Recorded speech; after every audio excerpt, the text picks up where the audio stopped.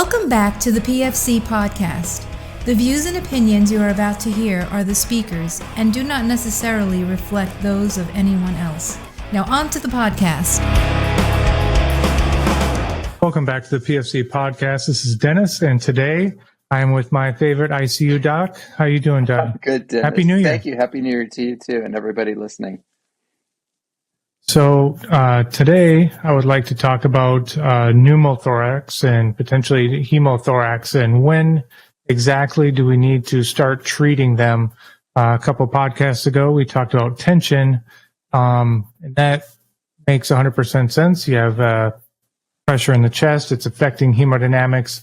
Now it becomes a medical emergency. You need to treat it now.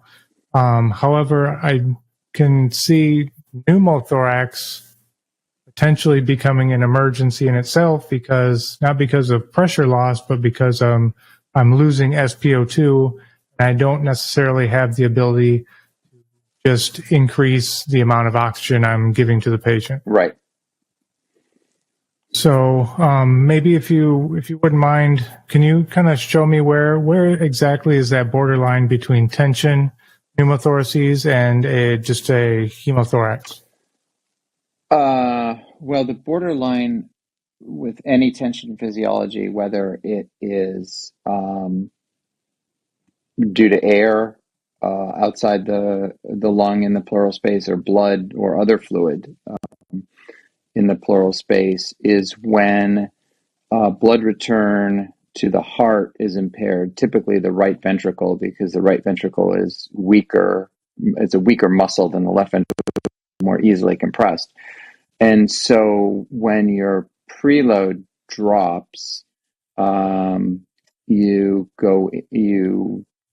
can't generate enough cardiac output, and your blood pressure drops, and you enter what's called an obstructive shock. Something outside the heart is obstructing its ability either to circulate blood out, as in the case of a massive pulmonary embolism, or fill with blood, as in the case of any type of tension physiology around the lung. So that's the borderline. If your blood pressure is stable, your vital signs are otherwise stable, and you have air around the lung or blood around the lung, you do not have tension physiology. Okay, that sounds perfect. So we're talking about everything short of that. Correct. When would a hemothorax actually become dangerous? Because there are people walking around with hemothoraces that are not treated at all. Hemothoraces or pneumothoraces? Or I'm sorry, pneumothoraces. The literature talks about medically managing or observing pneumothoraces that are less than 30% of the area of one of the thoracic cavities. So the left side with the left upper and lower lobe, and the right side with the right upper, middle, and lower lobe. So 30% or less in a stable patient, in an otherwise stable patient, can be observed and encouraged to resolve on its own. The other, what are the things that would be unstable would be obviously oxygenation.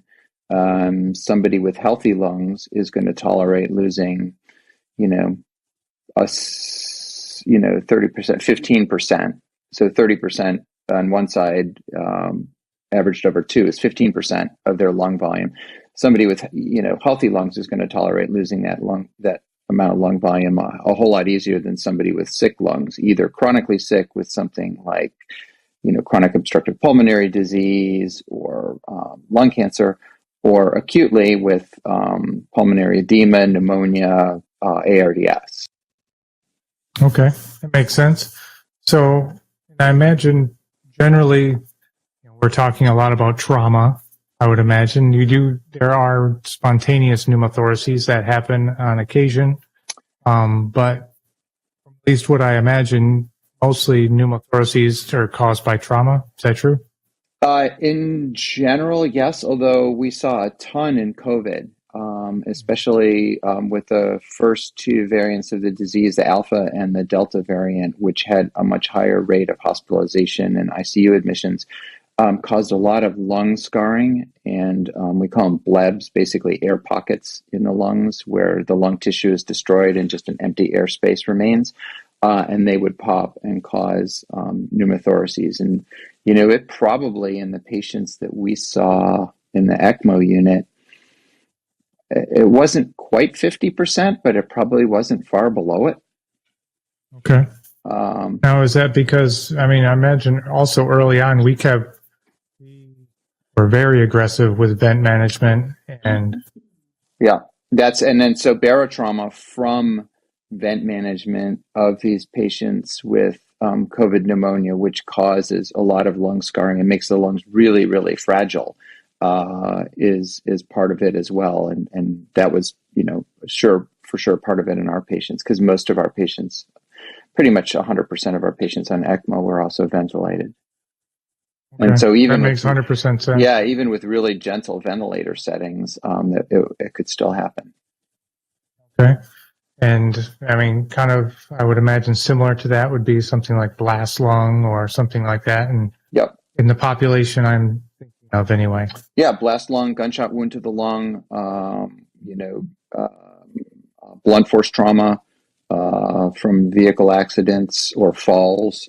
And then very rarely you get spontaneous pneumothoraces, typically in people with something called Marfan syndrome, which is very, very tall, very thin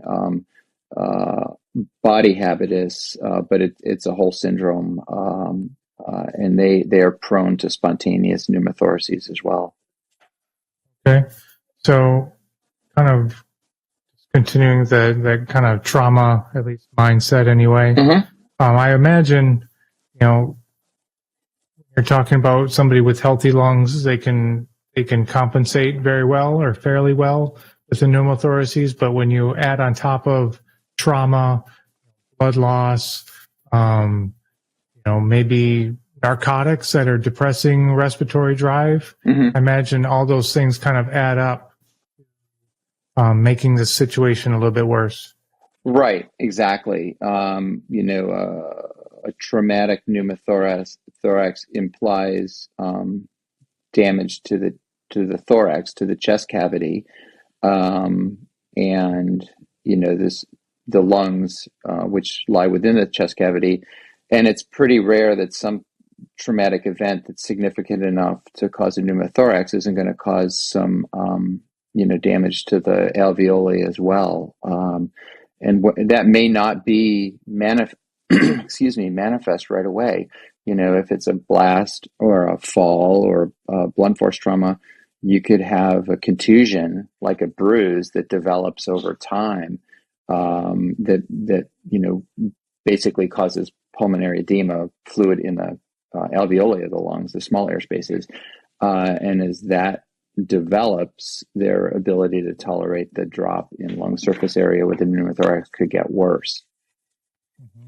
Yeah, that makes absolute sense. You think about it that, if you have a patient who has a pneumothorax from trauma, and over time, as you're watching them, their oxygenation gets worse, their respiratory rate goes up, their heart rate goes up, but their blood pressure stays stable, it's probably an oxygenation problem and a lung damage problem. And they're not, or the pneumothorax is compressing more lung, right? It's gone from 10 to 15 to 20 to maybe, potentially dropping most of the lung without causing tension. If you have all those things and the blood pressure drops, then you have to think it's tension. Okay. Yep. So kind of going along, okay, I recognize this patient just from MOI, mm-hmm. Done March. Okay, I found an injury, or I at least suspect he's got an injury, lung, potential for development of pneumothoraces or potentially hemothoraces. Mm-hmm. When I assess with my stethoscope, I keep hearing his lung. Mm-hmm. So, but my SpO2 is changing. His respiratory rate keeps climbing. Mm-hmm. His heart rate keeps climbing. Mm-hmm. And I keep wanting to give him more narcotics because it just seems like he's just in pain. Mm-hmm.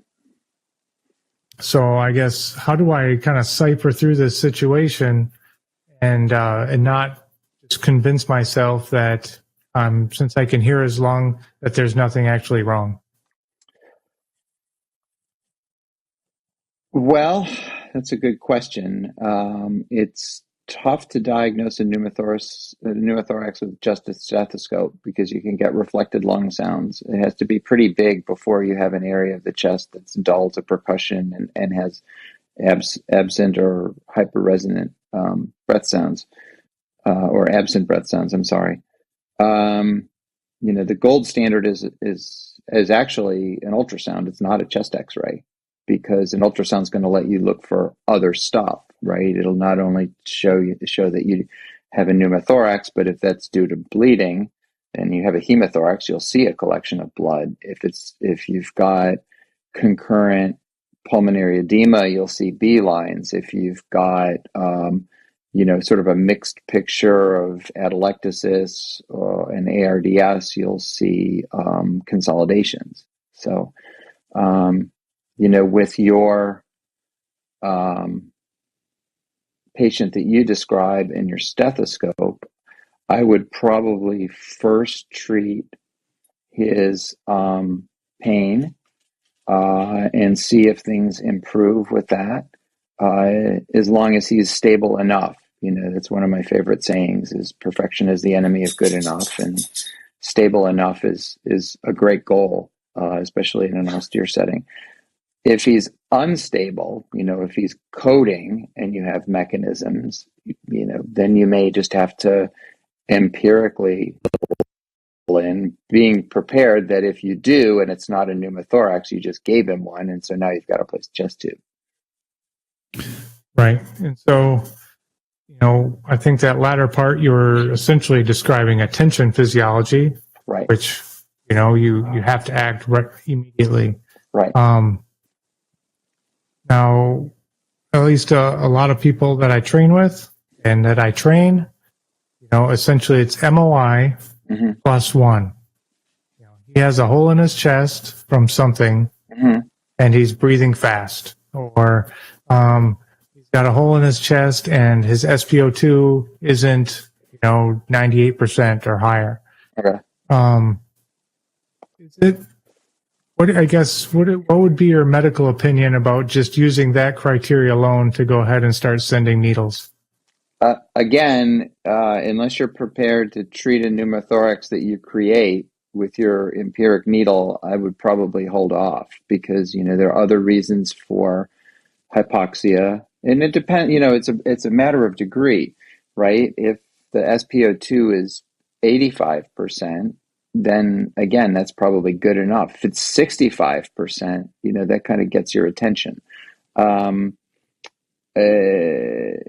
Respiratory rate is one of the first things that's elevated in trauma for all sorts of reasons: pain, anxiety, shock, blood loss.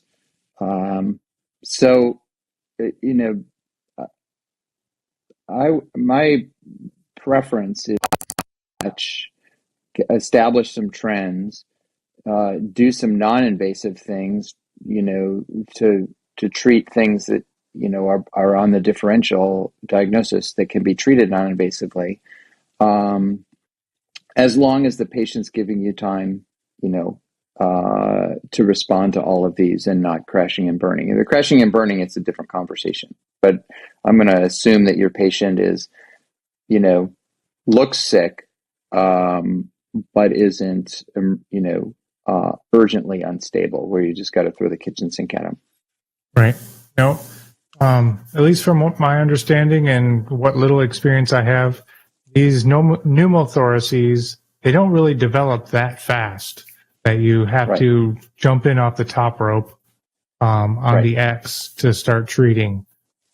And with all of our pneumothoraces in COVID, only a tiny percentage of them got chest tubes. Most of them we treated medically, and tried to get the lungs to heal, and the pneumothorax to resolve themselves. Okay. So, you said you treated them medically. So maybe if you wouldn't mind go into what exactly does that mean? Well, you want to minimize positive pressure ventilation as much as you can, because if you've got a hole in the lung that's communicating with the pleural space, pushing more pressure, positive pressure into the lung is going to, just push more air through that hole into the pleural space and worsen your pneumothorax. So if you're not on positive pressure ventilation, try not to start it. If you are, try to reduce the pressure as much as possible. If you can switch to a mode where the patient's breathing spontaneously and avoid giving him extra breaths, do that. If you need oxygen, to increase your oxygenation, these are patients that I would prone first before I increase their PEEP, because PEEP's going to make the pressure worse and pneumothorax worse. Proning isn't going to trouble any of that. Okay, so I guess the pressure you're talking about reducing, is that the PEEP? Is that the PIP?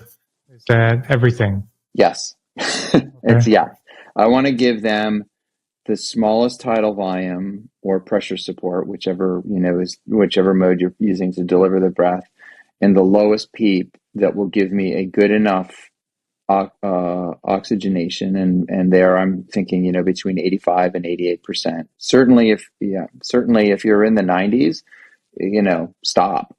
If you're in the 90s and you're on no supplemental oxygen, you have to question whether they need to be an event at all. So good enough oxygenation and then a good enough end tidal CO2, and I would settle for something in the high 40s to 50. Okay. Probably high 40s, since it runs a little bit lower than the R2, but still, I would settle for, a good enough SpO2 and a good enough end tidal CO2 at the lowest pressures possible, both in terms of PIP and peak. Okay. And so you mentioned 85%. So let's say, we prone the guy, or whatever other positioning we can come up with, best of our knowledge. We've reduced the amount of pressure that we're giving this guy to the best of our abilities. And we're still not really hitting goals. We've starting up this Soros that we found, and we're hitting them at 3 liters a minute, which is the max. Okay. So, it's not attention, but should I start treating the actual pneumothoraces? At that point, I would, right? Because, you've got a physiologically significant pneumothorax, not from a hemodynamic standpoint, but from an oxygenation standpoint. And that's an indication to ideally put in a chest tube. Okay. Is this something that's an emergent thing? Or, obviously it's going to depend on how fast did you go from 95 to now below 85, but is it something that I need to drop a needle and then maybe do a finger thoracotomy and then progress into a chest tube? Or can I just kind of prepare to do a chest tube and just get it over with? Again, it really depends on your rate of decline. If it's been over hours, I would say you have time to do a chest tube. If it's, minutes and he's gone from, 92 to 85 to 80 to 75 as you're standing there, you probably don't have too long before the hypoxia is severe enough that he goes into cardiac arrest. And so in that case, either of emergent finger thoracostomy or a needle or both. Before you probably don't have time to get a chest tube in. Okay. Just in your experience, maybe I asked this again and I'm blanking about it. How fast is this normal progression? Say, a gunshot wound or a car accident, is this, we talking minutes, we talking hours, we talking days? There's no normal. No normal. There's no normal. Some people will tank before your eyes, in the scenario I just described, and some people will, develop a pneumothorax a day later, and it remains small. And some people will develop a slowly progressive one that worsens over 24 to 48 hours. There is no normal pattern, which is why you just really need to be vigilant and then confident in your assessment, and confident in your ability to intervene, before it's too late. It's tough. You've got to be Goldilocks, right? Right. You don't want to intervene too early and do a procedure and cause harm, especially if there's not a pneumothorax and you're doing a procedure that gives one. But you also don't want to be too late and you're putting in the chest tube while people are doing chest compressions because they've gone into PEA arrest. They've braided down to 30 and gone into PEA arrest because their oxygen saturation is like 45. Mm-hmm. So if you had to err on one side or the other, which side would you want history to judge you? I'd prefer not to err. Oh, yes, of course. However, you're still human, just like we all are. So would you rather be over aggressive and known to do things early, or would you rather be the guy? I'd probably err on the side of caution and then increase my vigilance. I'd probably watch. That's generally, I would err on the side of caution, not do a procedure unless the patient demonstrated a worsening trend. But I would increase my vigilance, and I would, the other thing I would do is I would prep to do that procedure, right? I would have everything at the bedside, and we do this all the time in the ICU, right? If we think a patient's going to, become unstable or be unstable when they arrive, we'll have all the cardiovascular drugs to put in the room waiting for the patient. If I think they're going to need an airway, we'll have, RSI drugs in the room. And, sometimes they just go back in the medication cabinet. But, a patient like this is, a patient with a pneumothorax who's rock solid stable, even though their pneumothorax looks like a crescent, they say you have a chest x-ray and looks like a 2-inch wide crescent over the top of their right lung. They're not as much of a risk as a patient who, has a pneumothorax that you've diagnosed on ultrasound and is just clinically deteriorating, after you've eliminated all of the reasons for their deterioration. Are they bleeding? For instance, being a big one in trauma. Yeah, absolutely. So I also hear a lot of needle decompression is diagnostic and therapeutic at the same time. So, or harmful as well.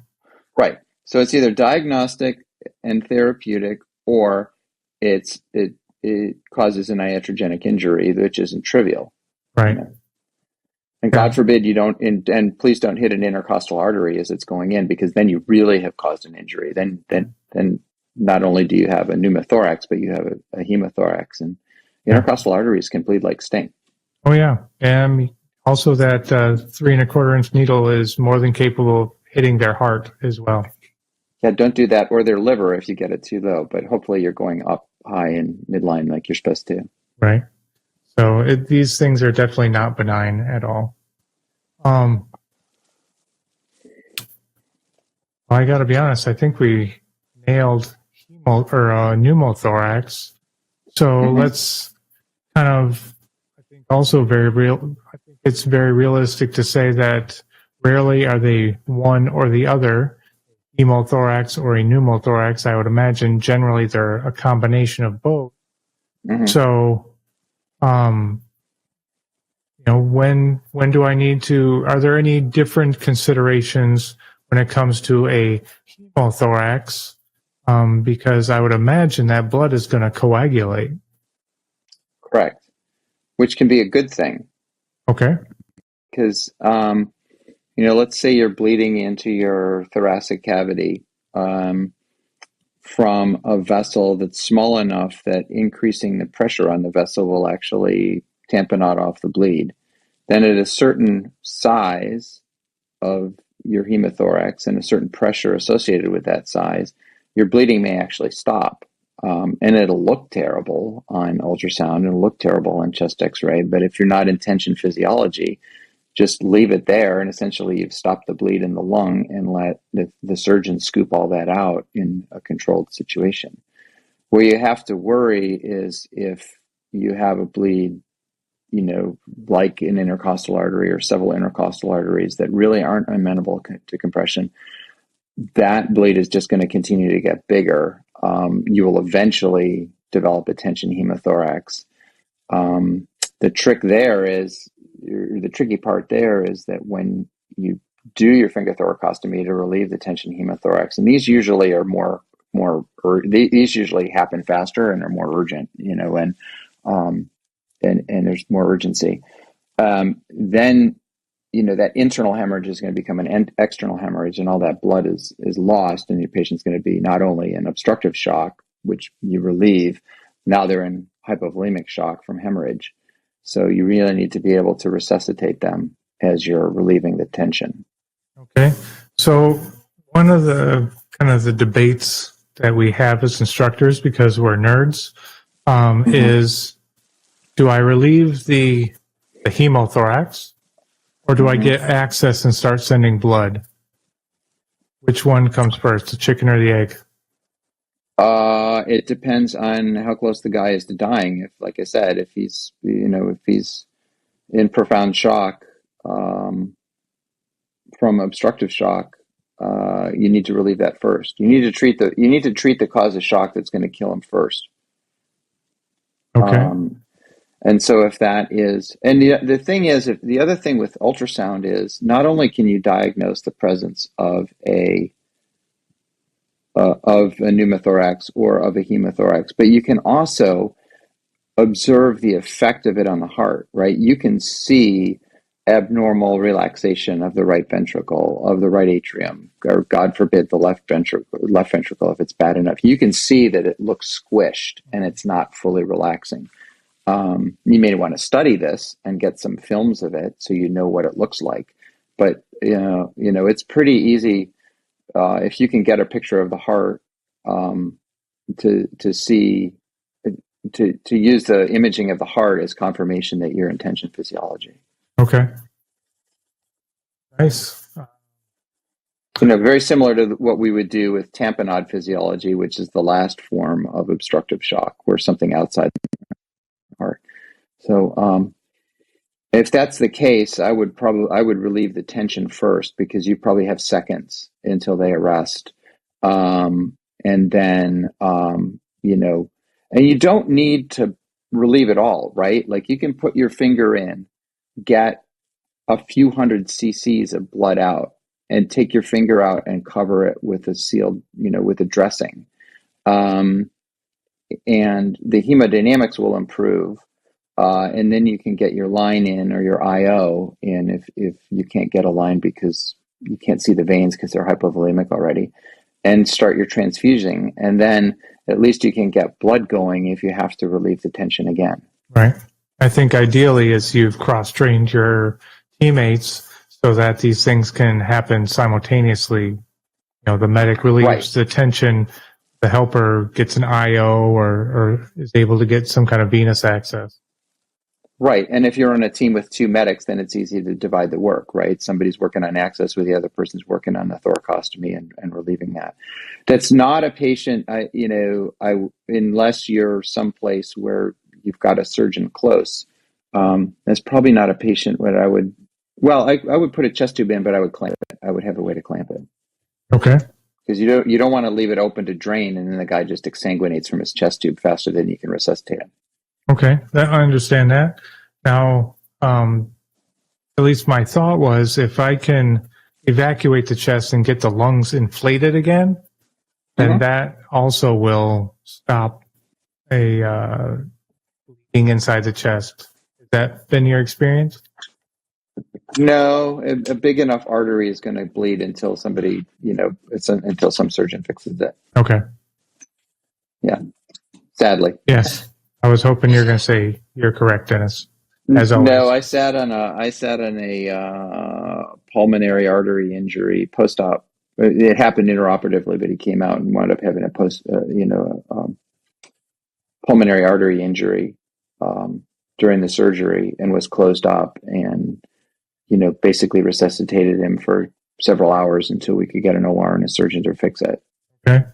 Now, I imagine things like the lethal triad are also going to come biting you if he's colder than he needs to be, if he's acidotic, et cetera, et cetera. Yeah.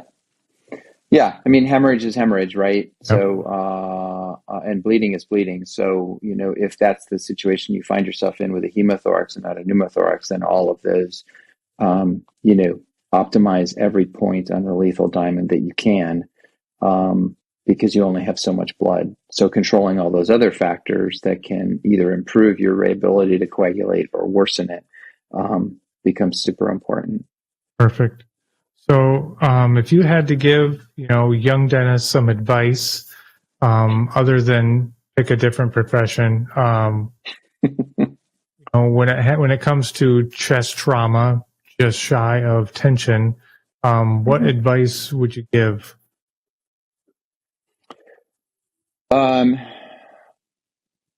Know what can go wrong. Know the various complications, serious complications of chest trauma. To include pneumothorax, to include bleeding that can cause a hemothorax, as well as hemorrhagic shock, ARDS development, pulmonary edema development. And kind of be aware of all of those, and then just be very vigilant, because sometimes chest trauma can present you with a fast-moving train of instability, and then it's pretty obvious, at least once you figure out whether you're dealing with air or blood or both. But sometimes it's a slow-moving train that gathers speed as the damage to the lungs worsens over time, as it, swelling from contusion and inflammation cause ARDS. Perfect.